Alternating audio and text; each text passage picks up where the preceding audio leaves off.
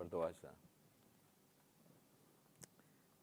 Bapa, kami sungguh bersyukur karena Engkau masih memberi kami waktu dan kesempatan untuk kami datang ke hadapan hadirat-Mu, untuk kami boleh kembali memuji dan memuliakan Tuhan, untuk kami boleh merasakan hadirat Tuhan bersama-sama, untuk kami juga boleh belajar akan firman-Mu siang hari ini.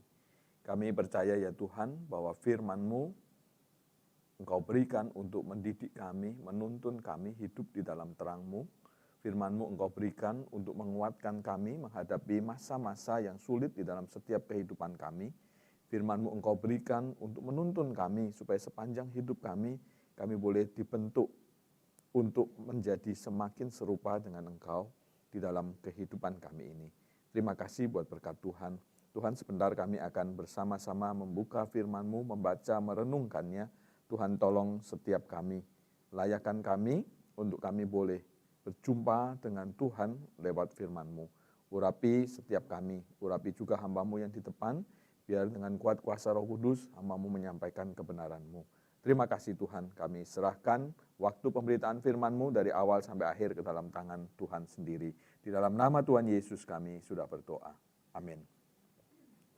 Shalom, selamat siang Bapak Ibu yang dikasihi Tuhan.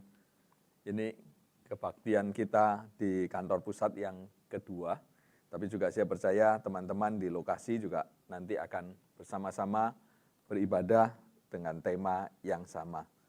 Sudah hari ini saya diberikan tema, do you need any proof? Apakah kita masih membutuhkan bukti-bukti di dalam iman kita kepada Tuhan? Saudara, saya ingin menampilkan satu iklan. Saudara pernah melihat iklan ini, saudara? Mungkin banyak di antara kita pernah melihat iklan yang demikian. Saya sengaja kasih abu-abu, saudara, supaya tidak menyinggung perasaan orang lain, begitu ya. Tapi saudara, kalau kita memperhatikan iklan ini, maka iklan ini ingin menunjukkan kepada kita bahwa ada satu acara yang dibuat sedemikian rupa di mana acara itu mungkin bisa berupa KKR atau kebaktian atau apapun yang diadakan untuk menunjukkan atau mempromosikan bahwa ada kuasa Tuhan yang kita bisa lihat. Ada kuasa Tuhan yang kita bisa nikmati, kita bisa rasakan kalau kita hadir di situ. Acara-acara ini ingin membuktikan atau mempertontonkan kepada orang-orang yang diundang, yang hadir di sana, bahwa Tuhan itu bisa menyatakan dalam tanda petik kuasanya, gitu ya, kemampuannya, dan mengharapkan orang-orang yang hadir di sana itu menjadi percaya kepada Tuhan. Mengharapkan orang-orang yang hadir di sana itu melihat sesuatu yang spektakuler, sesuatu yang hebat, yang luar biasa, kemudian mereka percaya kepada Tuhan. Sudah itu harapannya, sudah. Dengan menunjukkan sesuatu yang luar biasa, yang spektakuler, yang mereka sebut sebagai kuasa Tuhan, maka harapannya membuat orang percaya. Saudara. Tapi sudah yang menjadi pertanyaan, berapa banyak orang itu betul-betul bisa menjadi percaya ketika melihat mujizat itu? Apa kaitannya antara iman seseorang dengan mujizat yang dia lihat, dengan mujizat yang dia alami bahkan mungkin?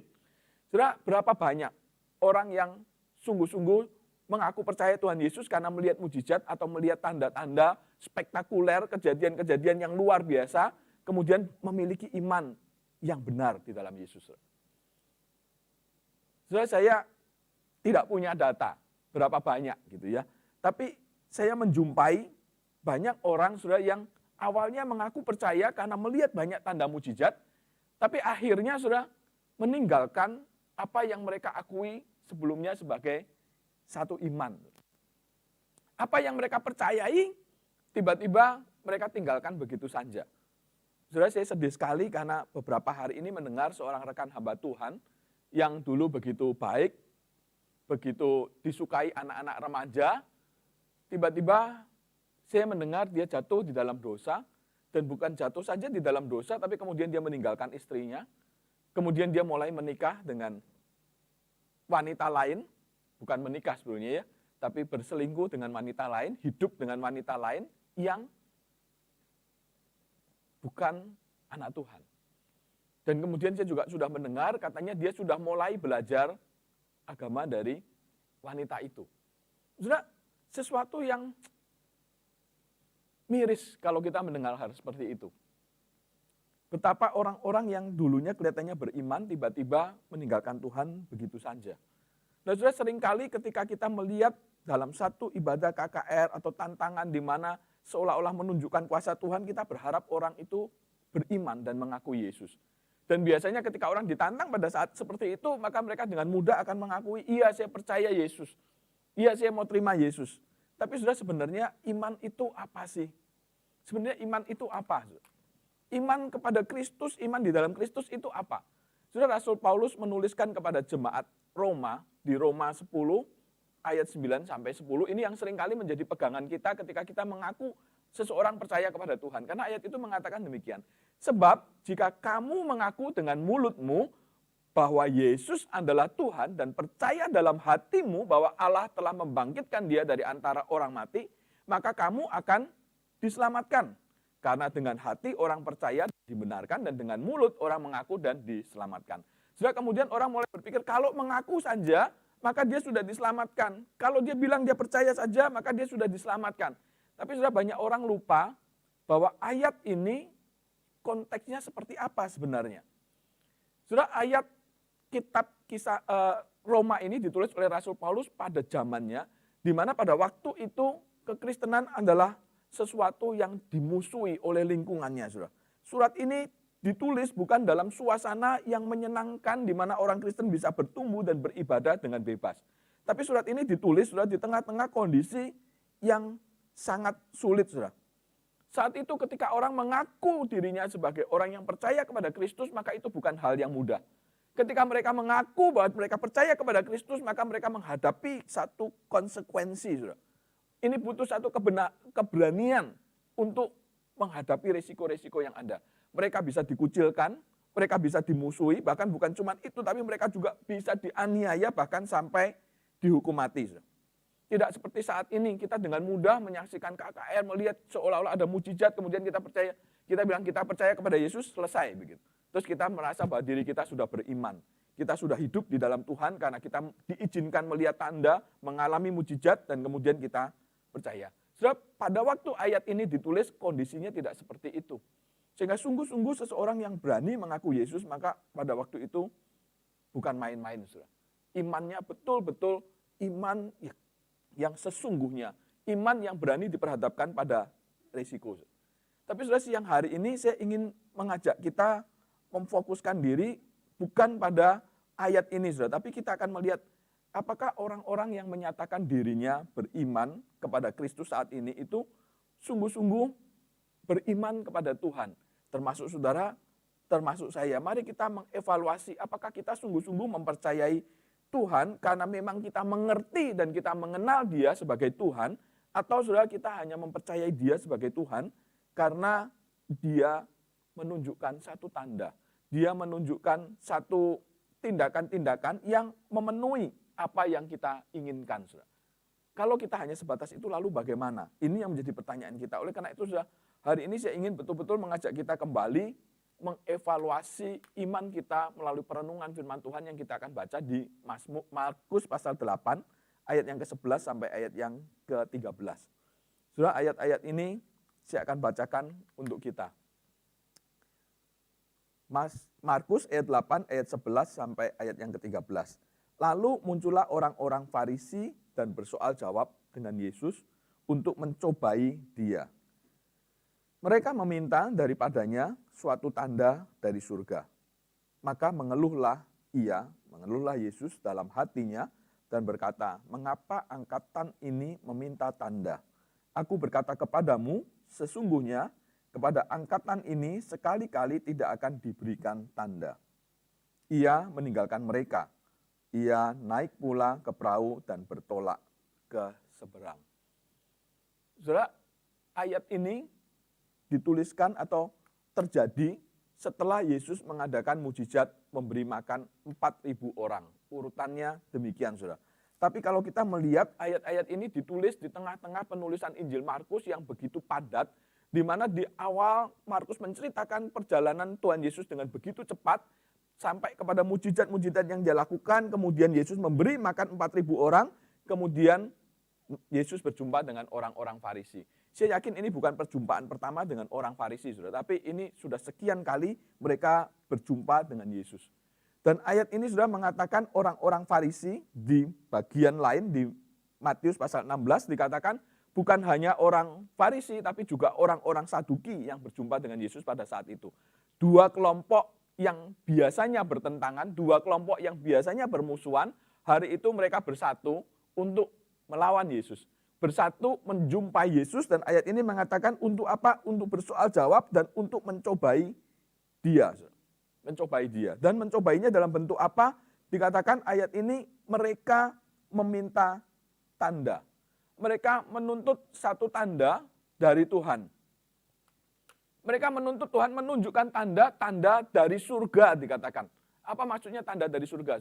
Mereka menuntut Yesus untuk melakukan sesuatu yang spektakuler, sesuatu yang tidak umum dilakukan oleh manusia biasa, tetapi dilakukan oleh seseorang yang mempunyai otoritas ilahi. Seseorang yang mempunyai otoritas yang diberikan oleh Allah sendiri kepada dia sehingga dia bisa melakukan sesuatu yang lebih daripada manusia biasa. Itu yang dituntut oleh orang-orang Farisi. Itu yang dituntut oleh orang-orang Saduki. Dan mengapa mereka menuntut ini? Yang pertama mereka menuntut karena memang mereka tidak percaya bahwa Yesus adalah utusan Allah. Bahwa Yesus adalah Mesias. Mereka tidak percaya sama sekali akan hal itu. Tapi sudah bukan hanya, mereka menuntut bukan hanya karena mereka tidak percaya, tapi mereka menuntut juga karena memang mereka tidak mau percaya. Sudah. Mereka bukan hanya tidak percaya, tapi mereka ingin juga membuktikan ketidakpercayaan mereka di depan banyak orang bahwa ketidakpercayaan mereka itu benar. Bahwa Yesus itu bukanlah utusan Allah. Mereka berusaha meminta tanda dan menempatkan Yesus pada satu dilema. Ketika Yesus memenuhi keinginan mereka melakukan mujizat, maka sebenarnya Yesus pada posisi di mana Yesus menggunakan kuasanya, otoritasnya di luar dari apa yang Allah inginkan di dalam diri Yesus. Tetapi kalau Yesus tidak memenuhi apa yang mereka minta, maka mereka akan mengatakan seolah-olah Yesus bukanlah utusan dari Allah karena Yesus tidak melakukan apa yang mereka minta, yaitu sesuatu tanda yang spektakuler, sesuatu tanda yang luar biasa.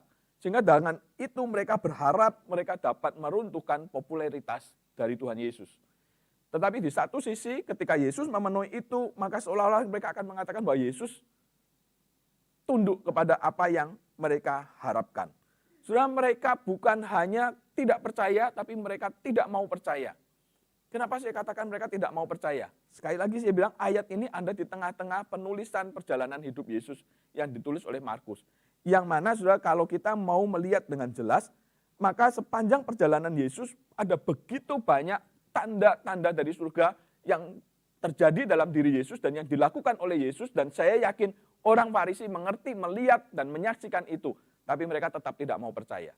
Yang pertama kelahiran Yesus. Jelas dikatakan dia dikandung oleh Roh Kudus. Tapi orang Farisi tidak pernah mau percaya itu. Kemudian ketika Yesus umur 12 tahun, kita melihat bagaimana dia memiliki pemahaman yang melebihi ahli Taurat dan orang Farisi. Waktu Yesus umur 12 tahun di Bait Allah, mereka bersoal jawab. Dan semua ahli Taurat, semua orang-orang Farisi yang ada di sana kagum dengan pemahamannya tentang Taurat. Itu bukankah sesuatu yang luar biasa di dalam diri Yesus, tapi mereka tidak mau tahu itu. Kemudian pada waktu Yesus dibaptis, dengan jelas ketika dia keluar dari air, maka dikatakan langit terbuka dan kemudian ada suara dari surga yang mengatakan, inilah anakku yang kukasihi, kepadanya lah aku berkenan. Taatilah, dengarkanlah dia. Ada satu tanda yang diberikan, yang spektakuler, tanda yang dari surga. Tapi orang Farisi tidak pernah mau mendengar itu. Bukan hanya itu saja, kemudian setelah itu Yesus masuk dalam pelayanan dan Yesus mengerjakan banyak mujizat. Sampai mujizat yang dia lakukan sebelum peristiwa ini adalah memberi makan 4.000 orang. Tapi orang Farisi tidak mau percaya itu. Sudah bukan hanya itu saja, tetapi ketika Yesus mengajar, Yesus menunjukkan dengan kuasanya bagaimana dia mengajar. Di Matius 7 dicatat bagaimana orang-orang takjub dengan Yesus. Dan dia mengatakan Yesus mengajar dengan penuh kuasa, tidak seperti ahli Taurat, tidak seperti guru-guru yang lain. Saudara, ini menunjukkan bahwa Yesus itu sudah melakukan apa yang seharusnya diminta oleh orang Farisi. Tapi kenyataannya orang Farisi memang tidak mau percaya. Kenapa? Karena mereka bertujuan untuk menjatuhkan Yesus. Mereka bertujuan untuk mempermalukan Yesus. Oleh karena itu, saudara, kalau kita melihat dari sini, maka kita melihat bagaimana Yesus meresponi hal ini. Saudara. Tuhan meresponi hal ini dengan satu keluhan kesedihan di dalam hatinya karena kekerasan hati orang-orang Farisi ini. Saudara, ayat ini mengatakan, maka mengeluhlah ia di dalam hatinya dan berkata, mengapa angkatan ini meminta tanda. Ini satu tanda keluhan hati Yesus, kesedihan hati Yesus melihat orang-orang Farisi yang tidak mau mempercayai dia. Yang terus menuntut dan menuntut tetapi tidak pernah mau percaya kepada Yesus walaupun tuntutan-tuntutan mereka sudah diberikan. So, ini juga membuktikan bagaimana Yesus tidak mau dicobai oleh mereka. Saudara, Yesus ingin menunjukkan bahwa meminta bukti adalah tanda ketidakpercayaan. Dan ketidakpercayaan ini mendukakan hatinya. Mendukakan hatinya. Oleh karena itu, saudara, ini yang perlu kita pikirkan dalam kehidupan kita sebagai anak-anak Tuhan.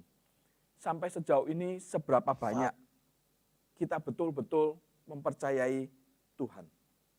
Saudara, perikop ini mengajar kepada kita supaya bagaimana kita bisa mengevaluasi iman kita. Apakah iman kita ini hanya didasarkan pada bukti-bukti pemenuhan yang Tuhan lakukan atas keinginan-keinginan kita. Ini mengajak kita juga mengevaluasi apakah iman kita ini goyah atau bahkan hilang ketika Tuhan tidak memenuhi keinginan kita.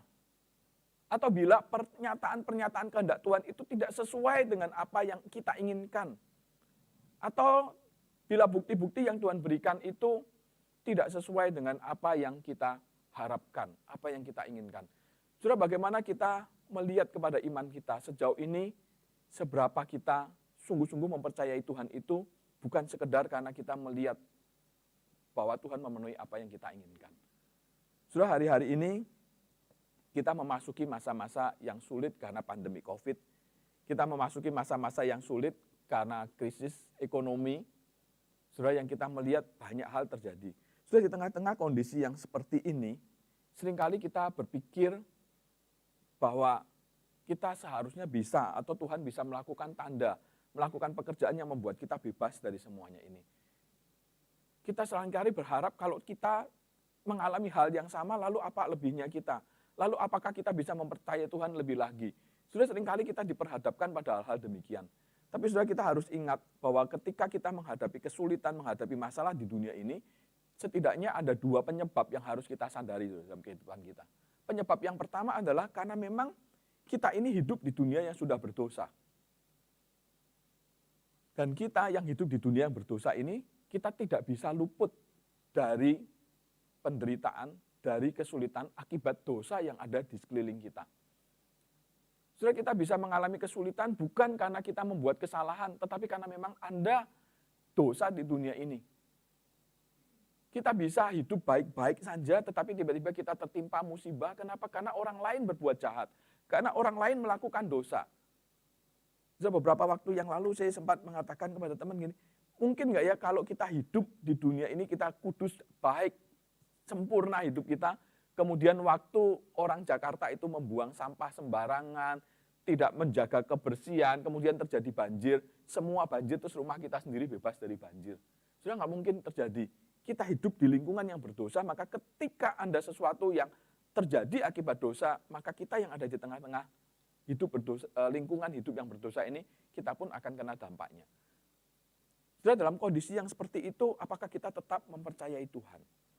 Yang kedua, mungkin juga kesulitan, masalah, pergumulan yang kita hadapi itu terjadi karena memang kita bersalah. Karena memang kita berdosa, karena memang kita melakukan sesuatu yang tidak sesuai dengan apa yang Tuhan inginkan. Dan dampak itu terjadi dalam kehidupan kita. Dan ketika itu terjadi, saudara, apakah kita masih tetap bisa mempercayai Tuhan dan menganggap Tuhan itu adil. Dan menganggap Tuhan itu tetap Tuhan yang berkuasa, yang berotoritas atas hidup kita. Atau sebaliknya ketika kita mengalami hal-hal demikian, kita merasa bahwa kita tidak didukung oleh Tuhan. Kita merasa bahwa Tuhan itu bukan Tuhan yang layak untuk menjadi Tuhan kita. Sudah satu teman yang saya ceritakan tadi, kehidupannya menjadi seperti itu karena dia merasa dia tidak diperlakukan tidak adil oleh orang lain. Dia diperlakukan tidak adil oleh lingkungannya. Dia diperlakukan tidak adil oleh pimpinannya. Sehingga kemudian dia kecewa seolah-olah Tuhan tidak menjaga, seolah-olah Tuhan tidak melindungi dia. Padahal saudara, kehidupannya memang tidak benar. Sehingga apa yang diperlakukan kepada dia adalah efek dari ketidakbenaran dia.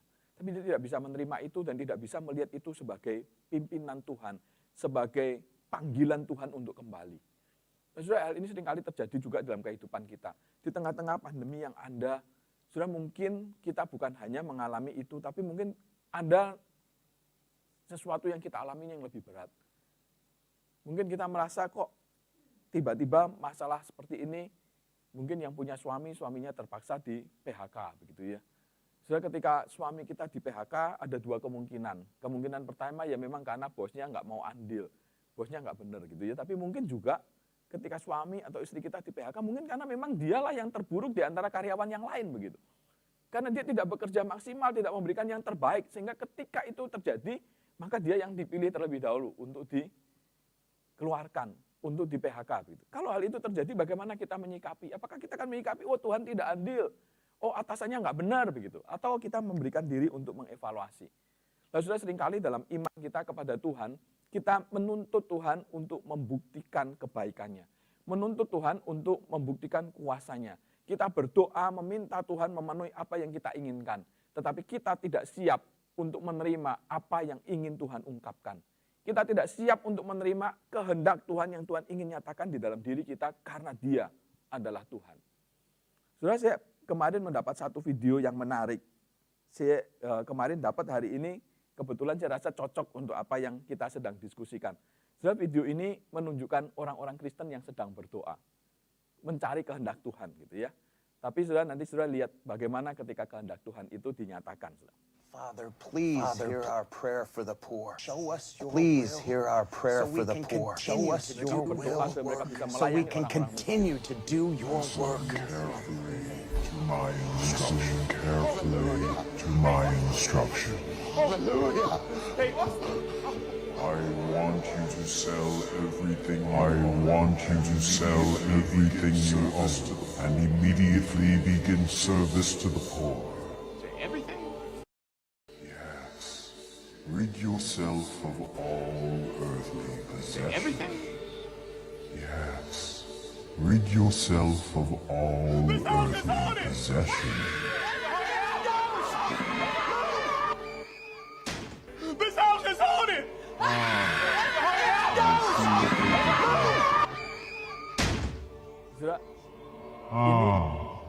I see what they did there. Film singkat komedi gitu ya. Seringkali kita seperti itu, saudara. Kita itu ingin menuntut sesuatu dari Tuhan, mengharapkan Tuhan, tapi sebenarnya yang kita harapkan seperti orang Farisi ini. Mengharapkan sesuatu Tuhan melakukan, tapi bukan apa yang Tuhan inginkan, tapi yang kita inginkan.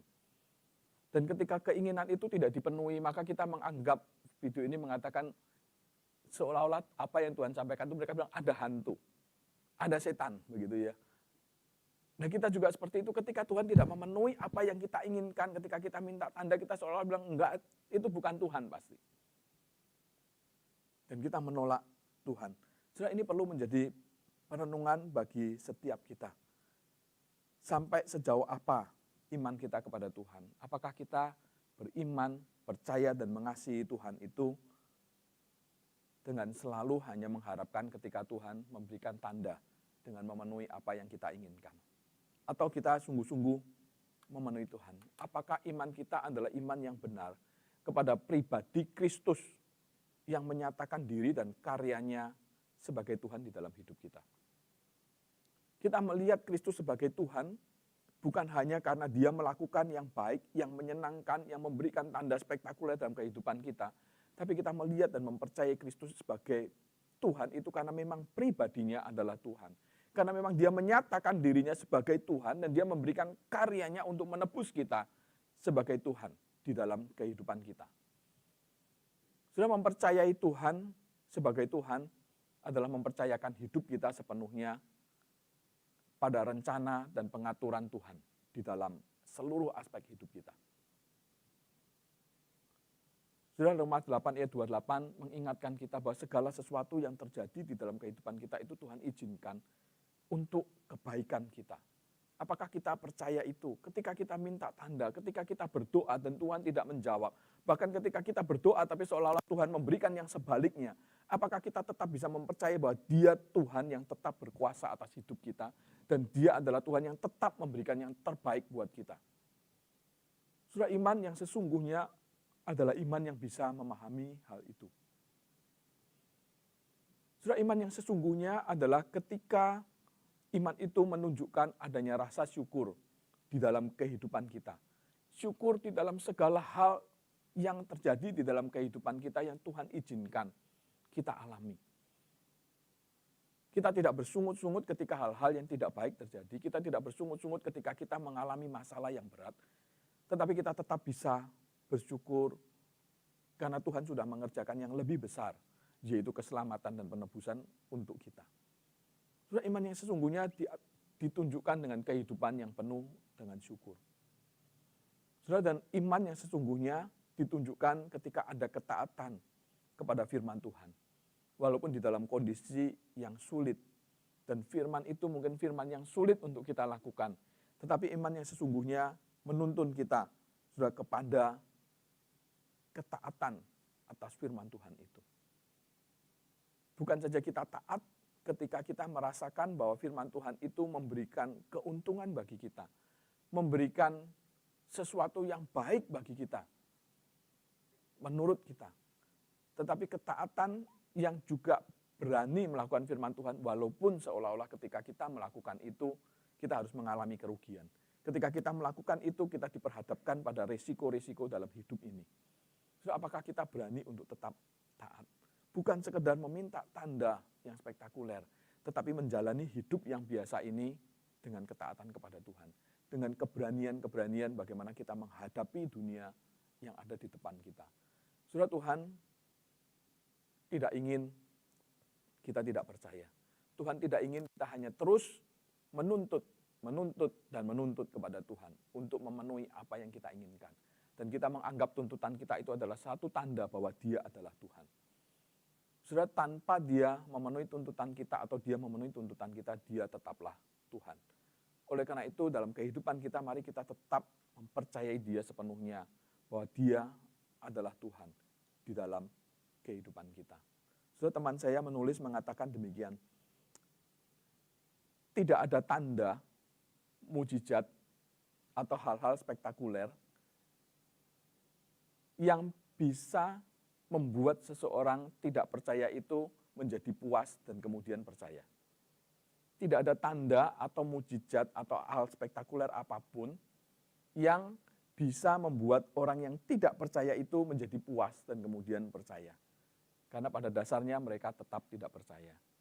Tetapi saudara juga tidak ada tanda yang dibutuhkan oleh orang-orang yang sungguh percaya bahwa Tuhan adalah Tuhan. Tidak ada tanda yang bisa membuat orang yang tidak percaya itu merasa puas dan kemudian percaya. Tapi sebaliknya juga tidak ada tanda yang dibutuhkan oleh orang-orang yang sungguh-sungguh percaya bahwa Dia adalah Tuhan. Saudara, pilihannya ada di kita. Kita mau pilih yang pertama menjadi orang yang terus menuntut tanda dan tidak pernah puas karena kita memang tidak percaya, atau sebaliknya kita akan bilang ada tanda, tidak ada tanda, no problem buat saya. Karena saya tetap percaya bahwa Dia, Yesus adalah Tuhan yang menyelamatkan kita. Di tengah-tengah hal yang menyenangkan, di tengah-tengah hal yang sulit, kita tetap percaya bahwa Dia adalah Tuhan yang memegang kendali. Dia adalah Tuhan yang mengatur seluruh hidup kita. Dan Dia sudah mengerjakannya untuk kebaikan kita. Mari kita berdoa. Tuhan, kami mohon pertolongan-Mu. Supaya sebagai anak-anak-Mu, kami bukan percaya kepada Tuhan hanya karena ketika kami melihat perkara-perkara spektakuler yang kami inginkan terjadi dalam kehidupan kami. Dan ketika kami tidak melihat itu, maka kami menjauh dari Tuhan. Tuhan tolong kami, supaya kami tidak menjadi anak-anak Tuhan yang demikian, tetapi sebaliknya, Tuhan kami boleh menjadi anak-anak Tuhan yang sungguh-sungguh mempercayai Engkau adalah Tuhan, yang memegang kendali seluruh kehidupan kami, bahkan bukan hanya kehidupan kami, tapi juga seluruh kehidupan di muka bumi ini. Tuhan ajar kami untuk mempercayai itu, dan ajar kami juga untuk mempercayai bahwa Engkau Tuhan sudah mengerjakan karya-Mu yang terbesar di dalam kehidupan setiap kami anak-anak-Mu. Engkau sudah menebus kami, dan Engkau sudah memberikan yang terbaik bagi kami. Oleh karena itu tolong kami di dalam setiap kehidupan kami, baik itu susah, baik itu senang, Tuhan kami boleh tetap bersandar kepada Tuhan, dan kami boleh tetap beriman kepada Tuhan bahwa Engkaulah satu-satunya Tuhan bagi hidup kami. Terima kasih buat berkat-Mu. Kami serahkan doa kami ke dalam tangan-Mu, Tuhan mampukan kami untuk hidup di dalam firman-Mu. Dalam nama Tuhan Yesus kami berdoa. Amin.